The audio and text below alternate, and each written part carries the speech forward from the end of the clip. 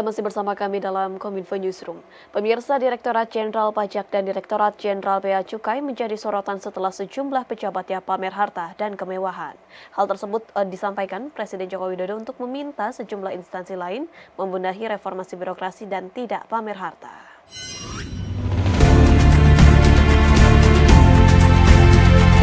Presiden Joko Widodo merespon sejumlah pihak dan jajaran pemerintah terkait gaya hidup hedon yang akhir-akhir ini viral di media sosial hingga membuat geram publik. Hal ini mengingat beberapa kasus pejabat publik ternyata memiliki harta cukup fantastis, bahkan menimbulkan kecurigaan di masyarakat. Kasus tersebut diantaranya harta kekayaan Rafael Aluntri Sambodo selaku Kabak Umum Kanwil Ditjen Pajak Jakarta Selatan II.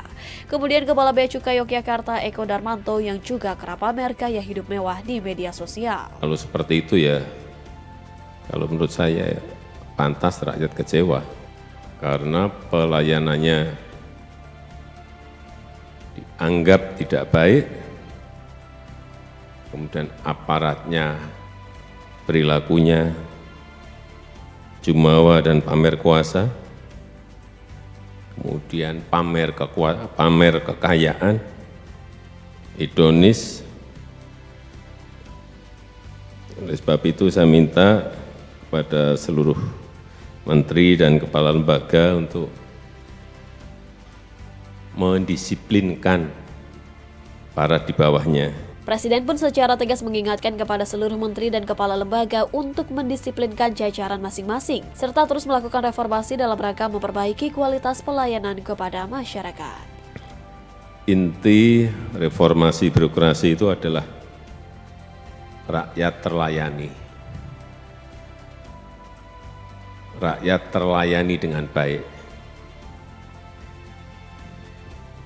secara efektif dan akuntabel. Saya ingin tekankan supaya ditekankan kepada kita, kepada bawahan kita.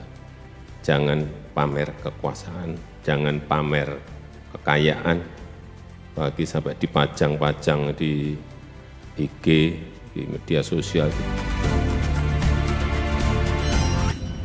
Sementara itu, pemirsa, Pengadilan Negeri Jakarta Pusat mengabulkan gugatan Partai Prima kepada Komisi Pemilihan Umum dan memerintahkan agar pemilu 2024 ditunda. Merespon hal tersebut, Menko Polhukam Mahfud MD menyatakan PN Jakarta Pusat membuat sensasi berlebihan dengan landasan 4 poin hukum. Menteri Koordinator Bidang Politik Hukum dan Keamanan Mahfud MD merespon putusan Pengadilan Negeri Jakarta Pusat yang memerintahkan penundaan pemilu 2024. Mahfud MD menyebut PN Jakarta Pusat membuat sensasi berlebihan dalam putusan yang memvonis Komisi Pemilihan Umum untuk menunda tahapan pemilu 2024. Dalam unggahan akun Instagram pribadinya, Mahfud menegaskan, berdasarkan logika sederhana, vonis kalah bagi KPU atas gugatan sebuah partai sebagai sesuatu yang salah dapat memancing kontroversi dan mengganggu konsentrasi, sehingga bisa dipolitisasi seakan-akan putusan yang benar. Mahfud menegaskan bahwa Pengadilan Negeri tidak punya wewenang untuk membuat vonis tersebut sembari menjabarkan setidaknya 4 alasan berdasarkan hukum. Pertama, sengketa terkait proses administrasi dan hasil pemilu itu diatur tersendiri dalam hukum. Kompetensi atas sengketa pemilu bukan di Pengadilan Negeri.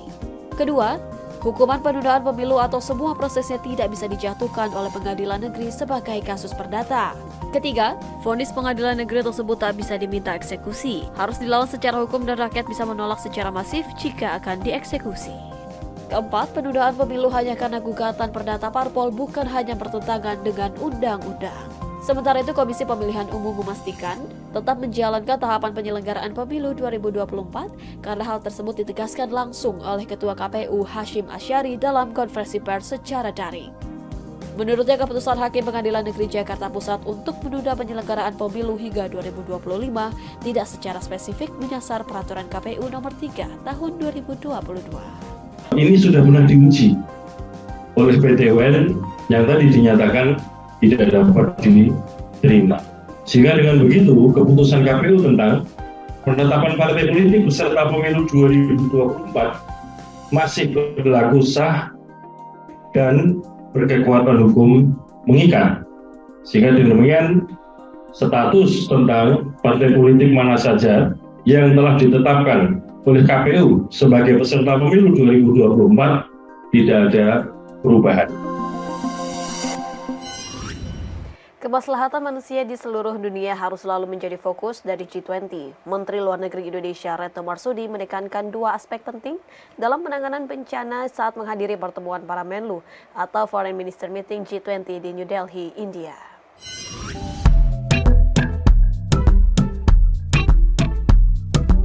Menteri Luar Negeri Retno Marsudi pada pertemuan para Menlu atau Foreign Minister Meeting G20 di New Delhi, India pada Kamis 2 Maret 2023 menekankan dua aspek penting dalam penanganan bencana yang harus dilakukan oleh negara anggota G20.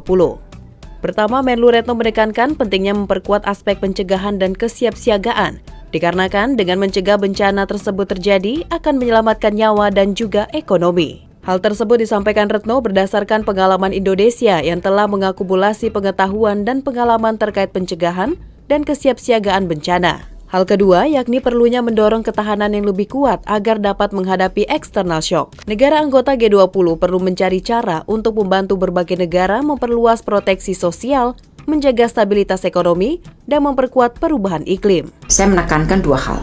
Pertama, pentingnya memperkuat pencegahan, prevention, dan kesiapsiagaan atau preparedness.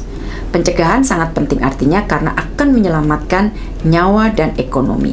Dan sebagai negara yang sering terkena bencana, Indonesia banyak memberikan perhatian terhadap isu prevention and preparedness dan siap untuk bekerja sama dengan negara lain. Pada saat Indonesia menjadi presiden G20, G20 telah menghasilkan Pandemic Fund yang merupakan kerjasama nyata untuk mempersiapkan diri jika terjadi pandemi di masa depan. Kedua, mengenai pentingnya memperkokoh resiliensi. Resiliensi berarti kapasitas, peningkatan kapasitas berarti akan memperkokoh ketahanan. Oleh karena itu, Indonesia mendorong agar G20 dapat mengembangkan kerjasama untuk memperkokoh perlindungan sosial, menjaga stabilitas ekonomi, dan memperkokoh kerjasama adaptasi untuk perubahan iklim. Informasi lainnya pemirsa, Kementerian Pariwisata dan Ekonomi Kreatif terus mendorong kebangkitan ekonomi dan terbukanya lapangan pekerjaan terutama di bidang industri kreatif dan hiburan. Hal itu dibuktikan dengan peluncuran program Baparekraf for Startup tahun 2023. Sebagai upaya untuk meningkatkan ekosistem startup digital dan seluruh wirausahawan Indonesia dalam mengemban potensi kewirausahaannya, Kementerian Pariwisata dan Ekonomi Kreatif atau Badan Pariwisata dan Ekonomi Kreatif resmi meluncurkan program Baparekraf for Startup atau Backup 2023 pada Kamis 3 Maret 2023.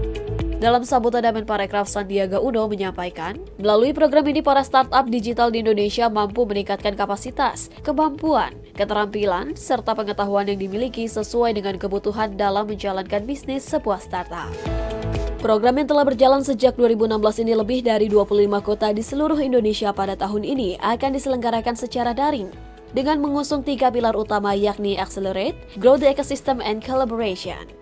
Adapun setelah rangkaian kegiatan kick-off pada tanggal 2 Maret 2023 tersebut, nantinya akan dilanjutkan dengan roadshow offline di Bandung pada tanggal 10 Maret 2023, Semarang pada tanggal 14 Maret 2023, dan Surabaya 17 Maret 2023. Menutup sambutannya, Menparekraf juga berharap melalui program ini para pelaku pariwisata dan ekonomi kreatif khususnya startup dapat mengambil peran dalam penciptaan solusi inovatif dan modern untuk menghadapi setiap tantangan yang ada guna mendukung dan mendorong ekosistem startup digital di Indonesia dalam merealisasikan optimisme ekonomi nasional di 2023. Saya berharap melalui program ini kita semua dapat mengambil peran dalam penciptaan solusi inovatif dan modern untuk menghadapi setiap tantangan yang ada, guna mendukung dan mendorong ekosistem startup digital Indonesia untuk merealisasikan optimisme ekonomi nasional di 2023. Pemirsa, usai jeda kami akan kembali dengan informasi pemerintah Kota Madiun dukung inovasi dapur umum gas metan 2G sesaat lagi.